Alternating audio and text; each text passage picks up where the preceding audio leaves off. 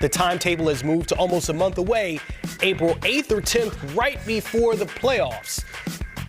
What do you think of this new news on Ben Simmons? Well, I think that one's really tough, right? Because he's not the easiest guy to incorporate. He's a hell of a player, but he's unique. Your spacing will change a great deal with Ben Simmons. And if he's going to handle the ball on the point, give it up, where does he go when Kyrie, Kevin Durant have the ball? Where are you going to place him?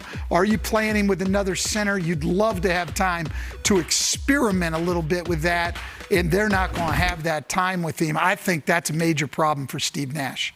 I agree. And I think the other element of that, like with a guy like Ben Simmons, he's got to become better without the basketball with those guys. That means, and I think they're equipped to play with him in that capacity, meaning he becomes a much better screener. You imagine him setting screens and rolling hard with guys like Kyrie and Durant.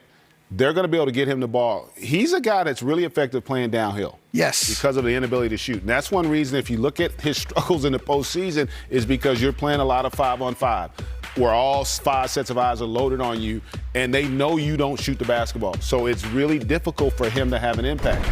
Conversely, if you use him a lot the way Golden State does with Draymond Green, whereas he is a secondary ball handler where you create advantages for him to play downhill in the half court, then I think he becomes far more valuable. And that was one of the issues with Philly. They didn't have a dynamic scorer outside of a guy like Joel Embiid that would put that kind of pressure. Tobias Harris is a really good player, but he's not a dynamic scorer. He's not a guy that you worry about giving you 50 or 60 in a game.